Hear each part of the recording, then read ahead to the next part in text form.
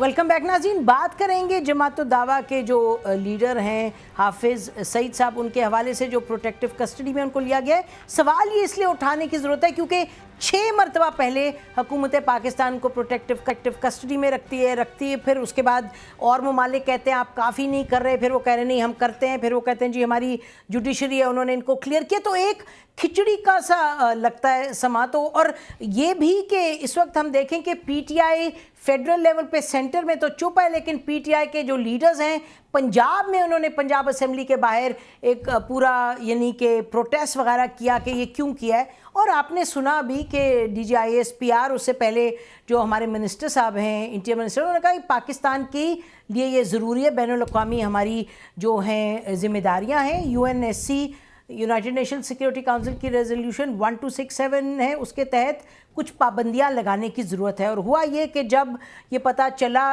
Task force ایک Paris میں ہے جو یو این سیکیورٹی کاؤنسل سے وہ نتھی ہے، اس کو جب پتہ چلا کہ یہاں سے رپورٹ دی کہ جی حافظ سعید صاحب کے جو ادارہ ہے وہ فنڈ ریزنگ بھی کر رہا ہے، ایمبولینسز وغیرہ بھی چلا رہے ہیں، تو انہوں نے پھر یو این ایس سی نے یہ چیز اٹھائی. اس کے بعد امریکی جو اسسٹنٹ سیکرٹری ہیں انہوں نے پاکستان کے سفیر کو بلایا اور کہا کہ یہ ایویڈنس ہے کہ فنڈ ریزنگ وغیرہ ہو رہی ہے اور یہ یو این سیکیورٹی کاؤنسل کے خلاف ہے جو ریزولوشن. تو اس کے بعد حکومت نے یہ ایک سٹیپ لیا ہے. ہمارے ساتھ جنرل قادر بلوچ صاحب بھی ہیں اور اس کے ساتھ ہم ان سے پوچھیں گے کہ حکومت نے اب یہ سٹیپ لے لیا ہے یا کل کوئی بدلنے والا ارادہ ہے؟ ویسے بنیادی طور پر دیکھیں جن میں یو این لیول پہ کوئی بھی بات چیت ہوتی ہے، ہم یونائٹڈ نیشن کے ممبرز ہیں جی، اور ممبر کے طور پر ہمیں کمپلائی کرنا پڑتا ہے. اگر وہاں سے کوئی ریزولوشن وغیرہ آ جاتی ہے، کوئی پالیسی میٹرز آ جاتا ہے تو انٹرنیشنل کمیونٹی کا حصہ بنتے ہوئے ہمیں اپنا رول پلے کرنا چاہیے.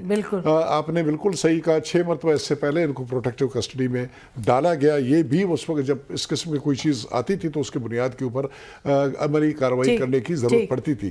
لیکن تمام اس سے ارلیئر جتنے بھی چیزیں صاحب میں لائے گئے یا ایویڈنس وغیرہ، اس کے اوپر کوئی انکریمنیٹنگ ایویڈنس کوئی نہیں تھی کہ کورٹ کو یہ ثابت کر لے کہ حافظ سعید صاحب نے کوئی ایسی کارروائی کی ہے جو کہ جرم کے زمرے میں آتا ہے اور ان کو سزا مل جائے.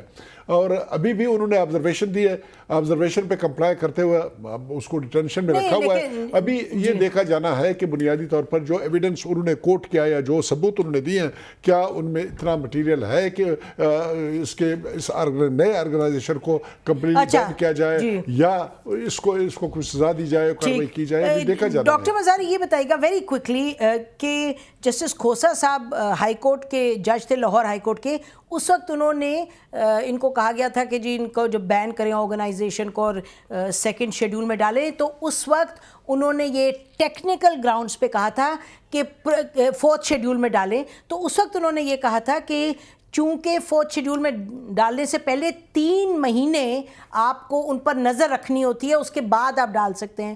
تو جسٹس کھوسا نے کہا تھا کہ پہلے یہ کریں before you put him under our his organisation under the 4تھ شیڈول. تو اب آپ کو کیا دکھائی دے رہا ہے کہ یہ بات نسیم دیکھیں، U N security council resolution کی بات ہوئی، کتنے عرصہ ہو گیا اس ریزولوشن کو؟ اس وقت تو آپ نے کچھ نہیں کیا.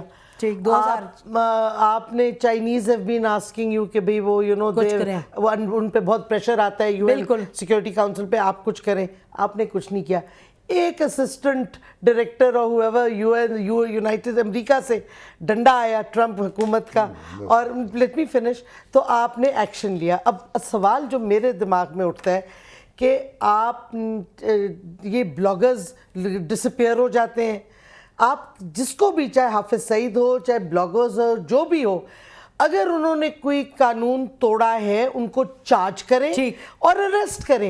لیکن یہ اچھا آپ کہہ رہی ہیں، اب ہمیں سمجھ نہیں آ رہی ہاؤس اریسٹ کیا چارجز ہیں ان کے خلاف؟ جی میں اوریہ مقبول جان صاحب کے پاس جانا چاہتی ہوں. جان صاحب پھر آپ کے پاس آؤں گی. جی اوریہ مقبول جان صاحب، یو این ایس سی کی ریزولوشن بھی ہے اور آپ کی حکومت نے پہلی نہیں 6ٹھی مرتبہ ان کو پروٹیکٹیو کسٹڈی میں لیا ہے، اور امریکہ بھی کہہ رہا ہے، یو این بھی کہہ رہا ہے، ہندوستان بھی کہہ رہا ہے. بتائیے گا.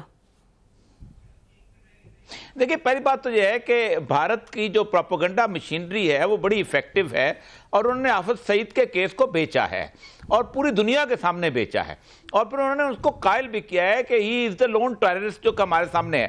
جبکہ ہم اس جو انکریمنیٹنگ ایویڈنس بھی موجود نہیں تھا، صرف لوپ ہولز تھے اس کے اندر. ہماری جو فورن آفس ہے اس نے کوئی کام نہیں کیا. ہم نے یہ بھی نہیں بتا سکے کہ یہ سارے کے سارے الزامات ہیں یہ بیسیکلی دھرے کے دھرے رہ جائیں گے اگر کسی کورٹ آف لا کے سامنے پیش کیے جائیں.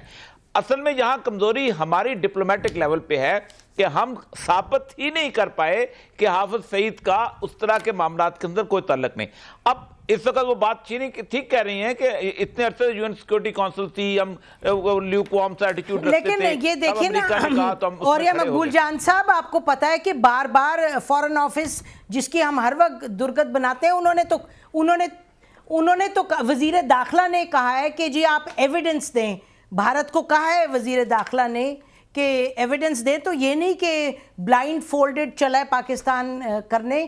جی آپ بتائیں. جی دیکھیں جی، بات یہ ہے کہ جب تک کوئی کریڈیبل ایویڈنس نہیں آتا ہے اس وقت کسی انڈیویجول کو آپ غیر ضروری طور پر انکریمنیٹ تو نہیں کر سکتے. ظاہر ہے جو کچھ ایویڈنس سے پہلے آتا رہا، آپ نے خود کہا کہ 6 مرتبہ ان کو ڈیٹینشن میں رکھا گیا، لیکن جن لوگوں نے جب ایویڈنس دینے کی کوشش کی یا کوئی شکایت کی وہ اب کیا ہوگا؟ ابھی بھی دیکھا جانا ہے کہ کیا ایویڈنس پیش کرتے ہیں. ناظرین ابھی بھی جیل صاحب کہہ رہے ہیں کہ دیکھا جانا ہے کہ کیا ایویڈنس پیش ہوگا، تو یہ ہمارے بعد پھر وہی آ کے کھڑی ہو جائے گی. ابھی پروٹیکٹیو کسٹڈی میں لیا، پھر آگے جا کے پھر یہ کہا جائے گا کہ ایویڈنس نہیں ملا. اور ہم یہ نہیں کہہ رہے کہ زبردستی ایویڈنس خدا نخواستہ لائیں، ہم یہ کہہ رہے ہیں کہ ریاست کو اور حکومت کو سوچ سمجھ کے پالیسی بنانی ہے. ڈاکٹر مزاری بھی جیسے کہہ رہی تھی چائنا بھی ایک پریشر ڈالے ہوئے، تو حکومت سوچتی نہیں ہے، وہ رد عمل اس کا آ جاتا ہے. اس کے بعد اگر ہیں تو چارجز کریں. ناظرین ہم بریک لیتے ہیں، بریک کے بعد واپس آئیں گے اور ان پینلسٹ کے ساتھ بات کریں گے ڈونلڈ ٹرمپ کے حوالے سے. Stay with us. جہاں تک حافظ سعید پہ پابندی کا تعلق ہے، یہ ایک پالیسی ڈیسیژن ہے جو اسٹیٹ نے نیشنل انٹرسٹ میں لیا ہے.